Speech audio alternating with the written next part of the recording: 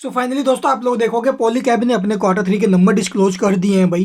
तो कैसे रहे हैं रिजल्ट्स और इसका जो इफेक्ट है वो हमें स्टॉक के ऊपर कैसा देखने को मिलेगा, तो चलिए भाई जानते हैं डिटेल में।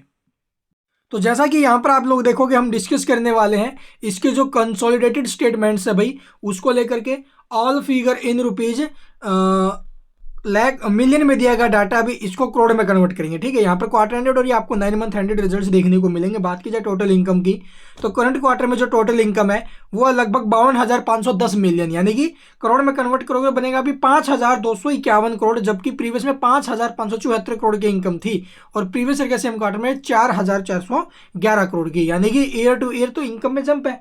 बट क्यों इनके बेसिस पर जो इसकी इनकम है वो ड्रॉप हुई है। एंड रिवेन्यू फ्रॉम ऑपरेशंस भी आप लोग देखोगे प्रीवियस क्वार्टर के मुकाबले जो 5498 करोड़ था वहां से 5226 करोड़ पर आया है।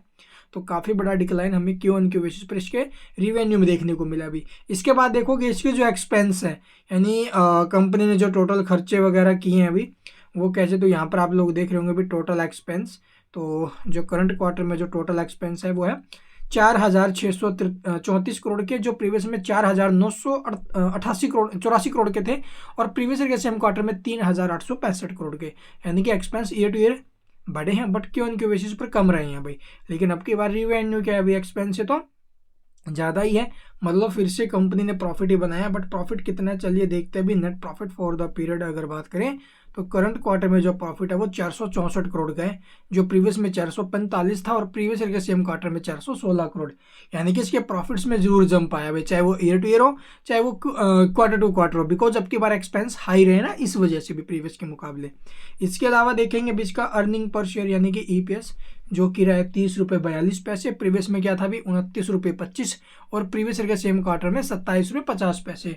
तो आपको देखो भी रिवेन्यू है, रिवेन्यू ठीक है टूटा है, लेकिन ईपीएस वगैरह आप लोग देखोगे भी प्रीवियस के मुकाबले इंक्रीज हुआ है। फिर क्यों टूटा है भाई, मार्केट भी कुछ ना कुछ एक्सपेक्ट करती है।